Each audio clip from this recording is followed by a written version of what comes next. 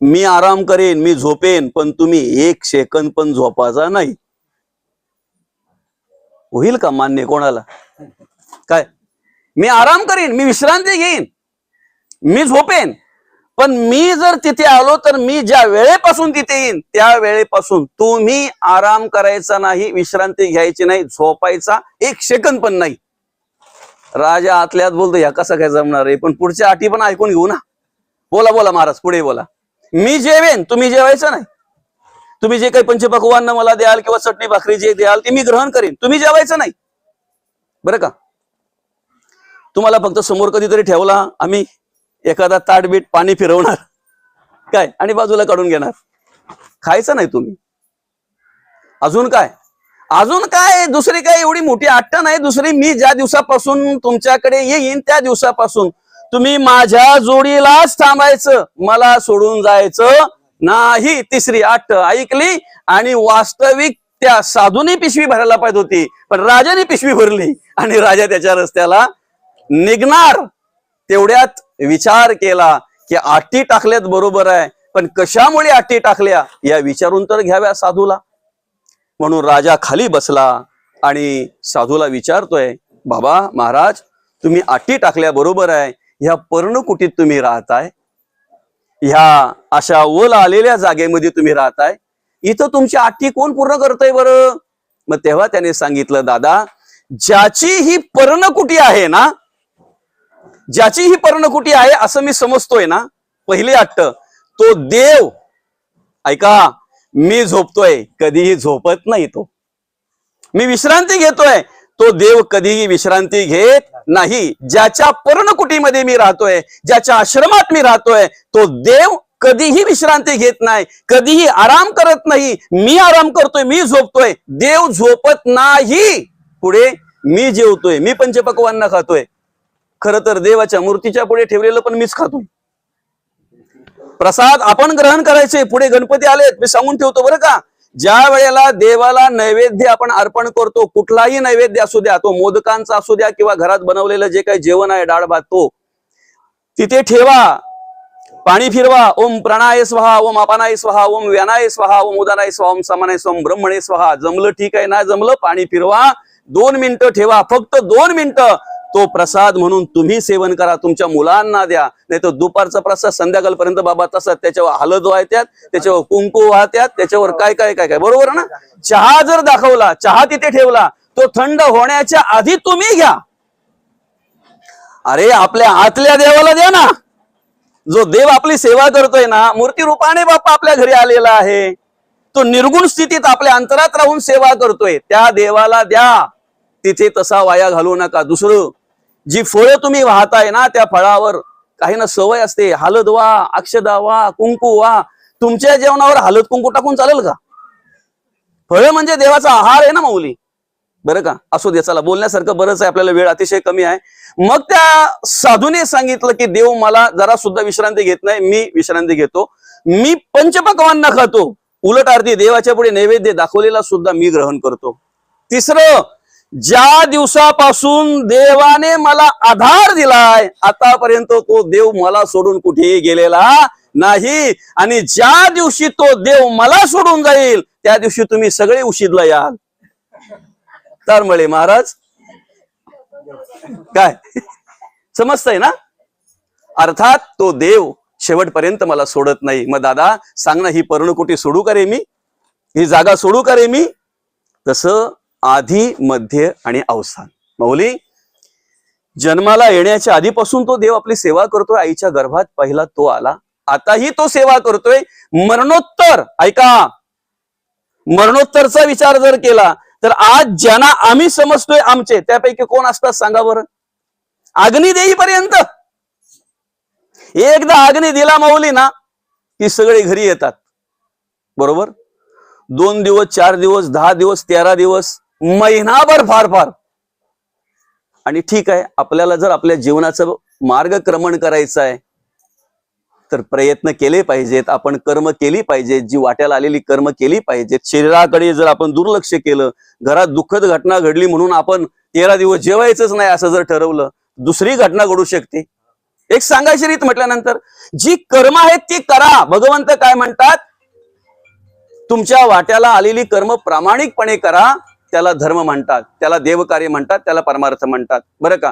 आणि मरणोत्तरच्या प्रवासामध्ये बघा, आधी पण तो आहे, आता पण तो आहे, आणि मरणोत्तरच्या प्रवासात कोणीही नाही, ना मुलगा ना मुलगी ना बायको ना आई वडील ना शेजारी ना अपतिष्ट ना नातेवाईक, जीवाला जीव देणारे मित्र पण नाहीत. मग एकट्याने प्रवास करायचा आहे. त्या प्रवासात सुद्धा आपल्या बरोबर असतात ती आपली कर्म आणि आपण आयुष्यात केलेला धर्म. आपण आयुष्यात केलेला धर्म. आता अतिशय सगळ्यांना पटेल अशा साध्या प्रकारे एकदम साधं उदाहरण सांगतो बघा.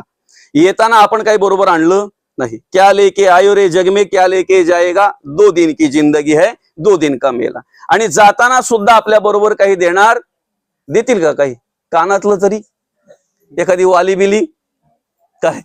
एका बाबाची वाली निघत नव्हती, कान तोडून काढला. नाही करतील तर करतील काय? त्या वालीमध्ये 3ऱ्या दिवसाचा कार्यक्रम झाला ना. आणि का सोडावी ती?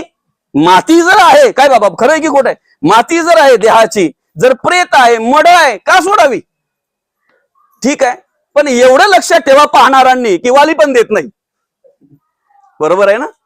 हा, म्हणजे माणसाच्या बरोबर काहीही देत नाहीत, काहीही जात नाही. मौली महिला मंडळी स्मशानभूमीपर्यंत जात नाहीत, पण तुम्हाला माहितीये करगोटा सुद्धा माणसाचा तोडला जातो. बरोबर आहे की नाही बाबा? करगोटा सुद्धा माणसाच्या बरोबर देत नाहीत. पण ऐका, मी नेहमी सांगत असतो, माणसाला सुशोभित दिसावं म्हणून अलंकार वेगवेगळ्या प्रकारचे परिधान करत असतो. बरोबर आहे की नाही? भले स्वतःची नसेल ना, एखादीच्या लग्नाला जायला तर शेजाऱ्यांची गंठण आणील ती.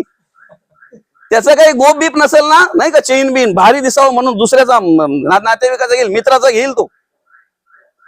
पण तुमच्या गळ्यात जर सोन्याची साखळी असेल, चेन असेल, तुमच्या गळ्यात जर सोन्याचा हार असेल, तुमच्या गळ्यात जर सोन्याची गंठण असेल, तर चोराची नजर तुमच्यावर राहिल्याशिवाय राहणार नाही. आणि त्याला जर संधी भेटलीच तर ती गायब पण केल्याशिवाय राहणार नाही. पण तुमच्या गळ्यात जर तुळशीची माळ असेल ना, तर आता जिवंतपणी तुम्ही आहात तर पांडुरंग परमात्म्याची कृपा तुमच्यावर असेलच असेल, पण मरणोत्तर सुद्धा तुमच्यावर पांडुरंग परमात्म्याची कृपा असेल. म्हणून ऐका, मेलेल्या माणसाच्या बरोबर करगोटा पण देत नाहीत, पण तुमच्या गळ्यात जर पवित्र तुळशीची माळ असेल ना, तर तिला हात लावायची कोणाची हिंमत नसते. बऱ्याच महिलांचे आणि पुरुषांची पण चेहरा असा पडल्यासारखा वाटला थोडा. सगळा सांगा पण तेवढा सांगू नका. श्रावण धरू आम्ही काय, पण एकदा देवा व फुल व्हायला जीवनाचा उद्धार करून घ्यायचा आहे ना, आपल्या आयुष्याचा उद्धार करून घ्यायचा आहे ना मौली आपल्याला, नाही का? तर ऐका, त्या पवित्र अशा तुळशीच्या माळेला साक्षीला ठेवून केलेली कर्म आणि धर्मच मरणोत्तरच्या प्रवासामध्ये आमच्या बरोबर असतो. तुम्ही जे आता वागताय ना, जगताय ना, तेच शेवटच्या वेळेला आपल्याला साथ देत असतात, बाकी काहीही नाही. किती मोठा राजा असू द्या, किती मोठा श्रीमंत माणूस असू द्या, जाताना शेवटी हात खालीच असतात. कफन को जब नाही होती, काय येताना तर कपडेच नव्हते. आलाय का तुमच्या गावात एखादा कपडे घालून कोणी जन्माला डायरेक्ट? काय येताना कपडे नव्हते, जाताना कफन असतंय पण त्याला खिसा नसतो. आयुष्यभर खिसा भरासाठीच आमचा प्रयत्न चालू असतो. बरोबर आहे की नाही? म्हणून प्रामाणिकपणे कर्म कशाला म्हणतात? संसारामध्ये राहत असताना सुनेच्या वाट्याला आलेली कर्म सुनेने प्रामाणिकपणे केली पाहिजे. तिचं नावच काय बोलतात तिला? सून. सून म्हणजे हिंदीमध्ये ऐकायला काय म्हणतात? ऐकणे म्हणजे सून. मग तिचा अधिकार काय? बरोबर का बाबा? ऐकलं पाहिजे. पण तिने ऐकता ऐकता कधीतरी सासूने पण तिचं ऐकलं पाहिजे, तर ते चालेल ना. आमच्या वाट्याला आलेली कर्म आम्हाला प्रामाणिकपणे करायची आहे. मुलांवर संस्कार करणं आमचं कर्तव्य आहे, मुलांना आधार देणं, त्यांचं संगोपन करणं आमचं कर्तव्य आहे, आई वडिलांची सेवा करणं मुलांचं कर्तव्य आहे. मौली, घरामध्ये राहत असताना ज्या वेळेला आमच्या अधिकाराप्रमाणे आम्ही राहतोय, आमच्या वाट्याला आलेली कर्म आम्ही प्रामाणिकपणे करतोय, त्यावेळेला तो संसार संपलेला असतो, त्याचं रूपांतर परमार्थात झालेलं असतंय. गृहस्थाश्रम श्रेष्ठ का सांगितलेला आहे? सगळ्या ऋणानुबंधाच्या गाठी तोडण्याचं सामर्थ्य गृहस्थाश्रमात प्राप्त होत आहे. आई वडिलांचे ऋण फेडण्याचं सामर्थ्य गृहस्थाश्रमात आहे.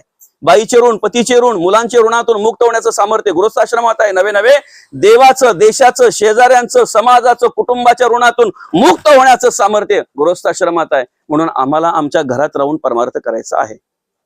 किती जरी पश्चाताप झाला तरी सोडून चालेल. आणि जरी कोणी काही बोलत असेल, कंटाळा आलाय बरं का, काही बोलतात ना, असं वाटतंय ना एवढा कंटाळा आलाय का ह्या जीवाचं काय बरं वाईट का, बरं करा वाईट नका करू. बरं करण्यासाठी हा शरीर दिलाय भगवंत आपल्याला, वाईट करण्यासाठी दिलेला नाही, कधीच नाही. तो विचार पण कधी आपल्याला स्पर्श करता कामा नये बरं का, विचार पण स्पर्श करता कामा नये. आयुष्य दिले भगवंताने हे खूप महत्वाचं आहे, खूप मोलाचं आहे. आणि म्हणून आम्हाला काय करायचं आहे, या ठिकाणी कार्य करता करता अतिशय चांगल्या प्रकारे आम्हाला आमच्या जीवनाचा आनंद घ्यायचा, अतिशय चांगल्या प्रकारे आम्हाला जगायचंय, वागायचंय. फक्त एवढंच स्मरणात ठेवायचं आहे की जे आम्हाला आमचं वाटतंय, घर माझं कुठपर्यंत आपलं, एकदा माणूस निघून गेला ना की ते घर सुद्धा मुलांच्या नावावर आपोआप होत आहे, वारस लागले जातात, जागा, जमीन, प्रॉपर्टी, संपत्ती बरं का. परवा सोशल मीडियाला बघितलं, एक भीक मागून आई जी राहायची ना, भिकारी, किती पोती सापडली, 30. मला वाटलं मला चुकीची माहिती मिळाली का काय. अहो बाबा, भीक मागणारी ती आजी जी होती ना ती मेली, तिच्या घराची तपासणी केली त्या मला 30 पोती नोटा भेटल्या. चक्कर नाही आली ना कोणाला, नाही म्हणजे कदाचित वाटलं असेल का तिची माझी भेट कशी झाली नाही, असं काय ऐकल्यावर मग माणसाला वाटतंय ना 30 पोती. बरं उपयोग काय, आता उपयोग काय, महत्वाचा विषय काय माहिती आहे का, एवढं सगळं आहे पण मरणोत्तरच्या प्रवासामध्ये त्यापैकी काही नाही माऊली बरं का. असो, ह्या सगळ्या काही गोष्टी आम्हाला करायच्या आहेत. संसार करायचा आहे, मुलाबालांचं संगोपन करायचं आहे, त्यांचा सांभाळ करायचा आहे. या सगळ्या गोष्टी करत असताना जो भगवंत आम्हाला सांभाळतोय, जो भगवंत आमची सेवा करतोय, त्याला विसरता कामा नये. काय म्हटलेलं आहे बघा, आम्ही आमच्या जीवनाची वाटचाल करत असताना ज्याच्यावर प्रेम करतो, ज्याच्याविषयी आवड निर्माण होते, ममत्व निर्माण होतंय, तेच आम्हाला सतत आठवत असतंय. म्हणून तर एखादी आजी बोलते ना गावाला गेल्यावर, तिला तिथे आग्रह करतात, आजी थांबा, आत्या थांबा, आता आत्या लय दिवसातून आली, तू थांब. तेव्हा ती बोलते, नाही ना थांबाला काय नाही, पण त्या आमच्याचा बारका पोर आहे ना, मा वाचून रईस नाही ना त्या काय. आता मला सांगा, जर आत्याला त्याची आठवण सतत असेल तर भगवंत म्हणतात, यम यम वापी स्मरण भावम त्यजत्यंते कलेवरम तम तमे बेंती कोणते सदा तद्भाव भाविता हा. तेवी जितेनी अवसरे जे आवडून जीवी उरे ते मरणाची मेरे फार व्हा लागे. मरताना काय आठवलं बरं, काय हे काही आपल्या तोंडचा किंवा आपल्या पदरचा नाही, एक तर पदरच नाही आपल्याला, पण म्हणजे आपल्या पदरचा नाही. भगवंत म्हणतात तेवी जितेनी अवसरे, माऊली म्हणतायत जे आवडून जीवी उरे ते मरणाची मेरे फार व्हा लागे. माऊली, आता ज्याची तुम्ही सतत आठवण करताना ते तुम्हाला मरणाच्या वेळी आठवतंय, आणि जे तुम्हाला मरणाच्या वेळी आठवतंय मरणोत्तर तुम्हाला ते प्राप्त होत असतंय. म्हणून मरणी जया जे आठवे तो तेची गती ते पावे, म्हणून सदा स्मरावे मातेची तुम्हा. अर्थात आम्ही शेतावर जरी असलो तरी काय केलं पाहिजे, कोण बोला, मशीर लावली पाहिजे, तंबाखू खाल्ली पाहिजे. शेतावर जरी असलो तरी आम्ही नामस्मरण केलं पाहिजे, बांधावर असलो तरी नामस्मरण केलं पाहिजे, घरात असलो तरी नामस्मरण केलं पाहिजे, आम्ही प्रवासात असलो तरी नामस्मरण केलं पाहिजे. त्याला कारण काय, कलियुगामध्ये उद्धार करून घेण्याचा मार्ग आहे, कलियुगी उद्धार हरीच्या नामे. म्हणून पहिल्या अभंगामध्ये माऊली सुद्धा आम्हाला हरिपाठाच्या ओळख करून देतात, मार्गदर्शन करतात. देवाची द्वारी उभा क्षण भरी तेने मुक्ती चारही साधी येल्या. चारही मुक्ती तुम्हाला साधता येतील, सलोकता, समीपता, स्वरूपात आणि सायुज्यता. पण कधी हरिमुखे म्हणा, हरिमुखे म्हणा, पुण्याची गणना कोण करी. बरं का, अखंड जर आम्ही नामस्मरण केलं माऊली, तर निश्चित काय आमच्याकडून परमार्थ घडेल, आमच्याकडून भक्ती घडेल, भगवंताचं स्मरण राहील. आणि शेवटची वेळ आम्हाला कधीही कुठल्याही वेळेला येऊ शकते. शेतावर पण येईल, बांधावर येईल, घरात येईल, बाहेर येईल, प्रवासात येईल. बरं का, आम्हाला जन्म तारीख आम्हाला माहिती आहे आमची, पण मृत्यूची तारीख आम्हाला माहिती नाही. कोणत्याही वेळेला कधी येऊ शकते. आणि प्रत्येकाला जावं लागणार हे तेवढंच सत्य आहे, जावंच लागणार आहे हे तेवढंच सत्य आहे. म्हणून शेवटची वेळ जर आम्हाला माहिती नाही तर आमचा आत्ता सुद्धा तोच चालू आहे की शेवटचा दिवस गोड व्हावा. बरोबर आहे की नाही बाबा, कशासाठी आत्ताच चाललाय आपला. आम्ही अखंड नामस्मरण करतोय, आपण अखंड ग्रंथ वाचन करतोय, अखंड संतांचा संघ आम्हाला मिळावा सतत यासाठी प्रयत्न करतो. आम्ही का प्रयत्न करतो बरं आपण सगळे, तर आमचा शेवटचा दिवस गोड झाला पाहिजे. आम्हाला शेवटचा दिवस माहिती नाहीये, कधी येईल, कोणत्या वेळेला येईल, पण आमची तयारी पाहिजे ना. साधू संतांनी तयारी केली. ज्याची तयारी झाली ना तो मृत्यूला घाबरत नाही. एखाद्या नवऱ्याने त्या बाईला जर माहेरी सोडली सोमवारी आणि जर तिला सांगितलं की मी तुला गुरुवारी घ्यायला येतो, बरं का, गुरुवारी घ्यायला येतो, काय विशेष असते बघा, सोमवार पासून तिच्या तोंडात एकच शब्द असतो. ती शेजाऱ्यांकडे जरी बसायला गेली तरी पण त्याच, काय ते ना मला गुरुवारी घ्यायला येणार आहेत. गावात आत्या असेल, आत्याकडे बसायला गेली तरी पण गेल्याबरोबर त्याच, ते ना कोणी विचारलं नाही हो का तिला, ते ना मला गुरुवारी घ्यायला येणार आहेत. म्हणजे सोमवार, मंगळवार, बुधवार 3 दिवस आठवण ठेवून सुद्धा जर गुरुवारी जाताना बाई मोबाईल विसरत असेल, तिने तयारी काय केली बरं, काय समजतंय ना. आता मोबाईलच शब्द का घेतला माहितीये का, त्याच्यावर खूप प्रेम आहे ना आपलं. कदाचित मी तुमच्यापर्यंत त्याच्यामुळेच पोहोचलो असेल. असो, चला ठीक आहे, हरकत नाही. महत्वाचा विषय काय आहे की आम्हाला 4 दिवस आधी समजून सुद्धा आम्ही काहीतरी विसरतोय, काहीतरी राहतंय आमचं. माऊली, शेवटची वेळ येत असताना आम्हाला काही वेळ सुद्धा आधी समजणार नाही. काय का समजणार नाही, त्याला कारण सांगतो तुम्हाला. शास्त्र असं सांगतंय की साधूला काही काळ आधी मृत्यू कळतो. कोणाला? साधूला. इथं बसलेल्यांपैकी सर्वांपैकी कोणीही सांगावं की मी साधू आहे म्हणून. हा प्रयत्न चालू आहे बाबा, काय प्रयत्न चालू आहे होण्याचा, पण साधू नाही. साधू कोणाला म्हणावं? आगा स्वधर्मू हा आपला, जरी का कठीणू झाला तरी हाची अनुष्ठीला भला देखे. धर्म सोडत नाही. रस्त्यात जाता जाता साधकांच्या बरोबर ते साधूही होते. त्यांनी बघितलं एक तळ पाणी साचलेलं आहे, त्या तळ्यामध्ये एक विंचू पडलेला आहे, तो खाली जातो वर येतो, खाली जातो वर येतो. उतरले साधू, गेले त्या विंचवापर्यंत आणि घेतला त्याला हातावर. पण हातावर घेतल्याबरोबर विंचवाचा धर्म आहे एकदा स्पर्श झाला की दंश करणं, आणि तो दंश करतोय. साधूच्या चेहऱ्यावर तसा वेदनाही जाणवतायत. साधक म्हणतायत बाबा त्याला सोडा, तो चावतोय, तो दंश करतोय, सोडा त्याला.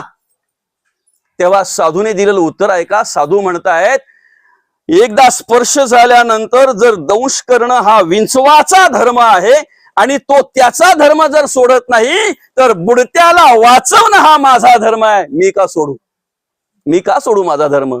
याला काय म्हणतात? आपण आहोत का? दुसरा साधू सांगू का?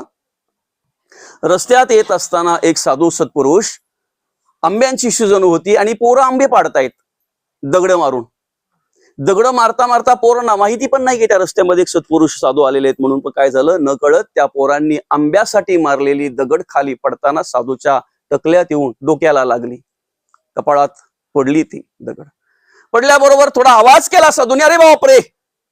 पोरांना जाणवलं, आवाज झाला, कोणतरी ओरडतोय, म्हणजे आपण फेकलेली दगड कोणाला तरी लागली. बरं का, पोरांनी त्यांच्या लागावा ह्या उद्देशानं न फेकल्यामुळे पोरं त्या आवाजाच्या दिशेने गेली.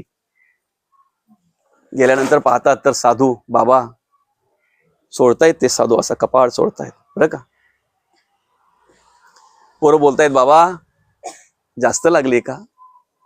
हात जोडतायत पोरं, दर्शन घेतायत. बाबा तुमच्या मारण्याच्या उद्देशाने नाही फेकली बाबा, आंबे पाडण्याच्या उद्देशाने फेकली बाबा. तो आंबा पडावा म्हणून आम्ही दगड मारली बाबा, तुमच्या नाही मारली बाबा. तुमच्या लागेल असं मला वाटलं पण नाही बाबा. तुम्ही येतायत असं मला माहिती असताना थांबलो असतो ना बाबा आम्ही. चुकून लागली बाबा, चुकून लागली. त्या पोरांचं बोलणं ऐकता ऐकता बघा, दगड लागली. आतापर्यंत त्या साधूच्या डोळ्यात अश्रू नव्हते, पण त्या पोरांचं बोलणं ऐकता ऐकता आता त्या साधूच्या डोळ्यात अश्रू आले. आणि अश्रू आल्यानंतर ती पोरं बोलतायत बाबा जास्त वेदना होत आहेत का, बाबा जास्त त्रास होतय का. तेव्हा ते साधू बोलतायत दादा बाळा, तुम्ही माझ्या दगड मारली ना त्याचा त्रास मला होत नाही. मला त्रास त्या गोष्टीचा होतो की अरे तुम्ही जेव्हा त्या झाडाला दगड मारता ना तेव्हा ते झाड तुम्हाला फळ देतंय, पण दादा आज माझ्या दगड मारून माझ्याकडे तुम्हाला द्यायला काहीच नाही ना, याचं दुःख वाटतंय दादा. तुम्हाला द्यायला माझ्याकडे काही नाही याचं दुःख वाटतंय. याला साधू म्हणतात. आपण काय केलं असतं तिथं? पहिले तो कोणचा पोरगा आहे त्या बघला असता काय. काही तर ते पण पाहत नाही, डायरेक्ट सुरुवात. म्हणून आपण साधू नाहीत. वंशपायन आणि जयमजय राजाचा संवाद चालू आहे मौली. आणि वंशपायन सांगतायत, मार्गदर्शन करतायत जन्मजय राजाला. जन्मजय राजा विचारतायत बरं का वंशपायनला काय, की काही साधूला काही काळ आधी मृत्यू कळतो, खरं आहे का? त्यावेळेला वंशपायन म्हणतायत, हो साधूला काही काळ आधी मृत्यू कळतो. कोणाला? साधूला, नाही का? आणि ते सांगत असताना मग कशा पद्धतीने कळतोय, तर ते सांगत असताना असं म्हटलेलं आहे, एखादा साधू पूर्वेच्या दिशेने चाललेला आहे, सूर्य उगवलेला आहे, म्हणजे सूर्य उगवतीच्या दिशेने, उगवलेल्या सूर्याच्या वेळी जर पूर्वेच्या दिशेने चाललेला आहे तर त्याची सावली कुठे पडायला पाहिजे? पश्चिमेला. बरोबर आहे की नाही? पण जर पूर्वेच्या दिशेने जात असताना त्याची सावली जर दक्षिणेला पडली असेल तर असं म्हणतात 6 महिन्यावर मृत्यू आलाय, असं त्या साधूने जाणावं. बरं का? एखादा साधू जर एखाद्या नदीच्या किनारी गेलेला आहे, त्याचा प्रतिबिंब त्याच्यामध्ये पाहतोय आणि संपूर्ण शरीर दिसत असताना धड दिसतंय पण शिर दिसत नाही, समजाचा 3 महिन्यावर आलाय असं म्हणायला हरकत नाही. एखादा साधू आंघोळ करत असताना पाणी अंगावर घेतात, सर्व अंग भिजतंय पण खांदे भिजत नाही, समजाचा 1 महिन्यावर आलाय असं म्हणायला हरकत नाही. आणि पुढे काय म्हटलेलं आहे, कानी घालून या बोट नाद तो ऐकावा. कानामध्ये जर आम्ही बोट घातली तर आमचा नाद आम्हाला ऐकायला येतो. ज्या दिवशी नाही येणार समजाचा 9 दिवसावर मृत्यू आलाय. कानी घालून या बोट नाद तो ऐकावा, न ऐकता जाणावा 9 दिवस. भोयांच्या गाठी न दिसता नयनी, त्याच्यातही सांगितलेलं आहे, ज्या वेळेला आम्ही सूर्याकडे पाहतोय त्यावेळेला सूर्याकडे पाहत असताना जर असे डोळे चोळले तर चक्र चक्र दिसतायत. डोळे घालून या बोट चक्र ते पहावे, न दिसता जाणावे 5 दिवस. भोयांच्या गाठी न दिसता नयनी समजावे 3 दिवस. बरं का? आणि मग पुढे म्हटलेलं आहे, नासागरीचे अग्र न देखता नयनी, म्हणा तेची दिनी रामकृष्ण हरी. दोन्ही डोळ्याने आपल्याला आपला नाकाचा शेंडा दिसतो. इथं कोणीही पाहू नका, नाही तर मी घाबरन. डोळे फिरतात ना. दोन्ही डोळ्याने आम्हाला नाकाचा शेंडा दिसतोय. ज्या दिवशी दिसणार नाही त्या दिवशी रामकृष्ण हरी म्हणायला हरकत नाही. आता महत्वाचा विषय, आपण साधू नाहीत म्हणून शेवटचं लक्षात ठेवा, म्हणा रामकृष्ण हरी तेची दिनी. कुठल्या दिनी? जो दिवस आम्हाला देवाच्या कृपेने भेटलाय त्या दिनी. कशाला नाकाचा शेंडा पाहायला पाहिजे ना, कशाला कानामध्ये बोट घालून पाहायला पाहिजे ना, कशाला सावली बघायला पाहिजे? गरज नाही, आवश्यकता नाही.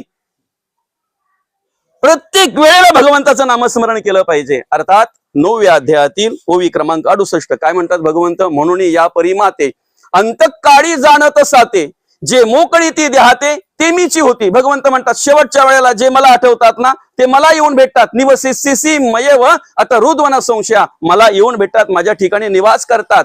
पण शेवटच्या वेळी अंतकाळी जे नामस्मरण करतात ते, पुन्हा एकदा सांगतो, इथे बसलेल्यांपैकी सगळ्यांना जन्मतारीख माहिती आहे, खरी किंवा खोटी. त्याशिवाय आधार कार्ड तयारच झाला नाही आपला. खरी किंवा खोटी जन्मतारीख माहिती आहे, मृत्यूची तारीख कोणाला माहिती आहे? खरी नाही पण खोटी तरी कोण सांगल? लागलाच नेम मग खोटी सांगणार त्याच दिवशी. जर काय मृत्यूची तारीख कोणालाही माहित नाही मौली, पण मृत्यू आहे हे 100% सत्य आहे. 100% सत्य आहे. प्रत्येकाला जावं लागणार आहे. म्हणून अतिशय आपल्या जीवनाचा जर आपल्याला आनंद घ्यायचा आहे ना, आपल्या आयुष्याचा जर आपल्याला आनंद घ्यायचा आहे ना, अखंड नामस्मरण करा, भगवंताचं नामस्मरण करा. नाम घेता न लगे मोल, नाम मंत्र नाही खोल, 2 अक्षरांचे काम उच्चारावे राम राम. मौली नामस्मरण असं असावं, साधना अशी असावी की बसताना जरी वाल्या कोली म्हणून बसला ना तरी उठताना वाल्मिक म्हणूनच उठता आलं पाहिजे, असं आसन घातलं पाहिजे. बरं का? आता समाजामध्ये आपल्याला कार्य करायचं आहे, संसारात कार्य करायचं आहे, कुटुंबात राहायचं आहे. बरं का? नातेवाईकांना आधार द्यायचा आहे, त्यांच्यामध्ये राहायचं आहे, मित्रमंडळींमध्ये राहायचं आहे. म्हणजे अनेक गोष्टी आपल्याला स्पर्श करत असतात. नाही म्हटलं तरी डोळ्यातून वासना येते, कानातून वासना येते, मुखातून वासना येते, स्पर्शातून वासना येते मौली. कोणी कितीही जरी बोलला, अरे 60,000 वर्ष तपश्चर्या करणारे विश्वामित्र नाही का बाबा, काही गरज होती का डोळे उघडायची? उघडायला लावलं ना मनाने, बघत खरी काय आहे ते. अभयारण्यात आणि खुळकुल्यांचा घुंगरांचा आवाज येतोय, तिथे का हरिण घुंगरू बांधून आले असेल का? पण मन सांगते तुला कुठं सगळं डोळे उघडायचे, अर्ध तर उघड. अर्धे डोळे जे उघडले ना मौली, ते पूर्ण कधी उघडले पत्ता लागला नाही, आणि पूर्ण उघडलेले डोळे परत मिटता आले नाहीत, परत मिटता आले नाहीत. तुमची आमची साधना काय असते? असं म्हणतात, आली मेनका आणि टिपला नेमका. मेनकेलाच पाठवलं ना, मेनकाच ना, नाही का? आता तुमची आमची साधना काय असते, आपण नामस्मरण करायला बसलो की लगेच डास येतो. आपण ग्रंथ वाचन करायला बसलो की एखादा डास येतो. बरं, तो डास पाहूनच त्याचा 15-20 मिनिटं जातो, नेमका कुठं बसतो बघू दे. मग जोपर्यंत त्याची विल्हेवाट लावत नाही तोपर्यंत ग्रंथाकडे लक्ष नाही. ही साधना आपली.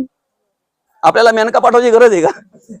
नाही. असो, एक निष्ठता पाहिजे, एकाग्रता पाहिजे. नामस्मरण असं करा की जरी कुठल्याही वासना घेऊन, कुठलेही विषय घेऊन, कुठलाही विचारांनी स्पर्श केलेल्या अवस्थेत जरी आपण बसलो, वाल्मिक आपला वाल्याकोली, तरी नामस्मरण झाल्यानंतर, ग्रंथ वाचन करून झाल्यानंतर वाल्मिक म्हणूनच आपल्याला उठता आलं पाहिजे. बरं का? किती सामर्थ्य नामस्मरणामध्ये मौली. पाषाण तारण्याचं सामर्थ्य नामस्मरणामध्ये आहे. बरं का? पाषाण ताराचं सामर्थ्य नामस्मरणामध्ये. हरिनाम नेमस्त पाषाण तारी बहुतारीले मानव देहधारी. दगड तारण्याचं सामर्थ्य नामस्मरणामध्ये आहे. अहो, ते वानर नुसते राम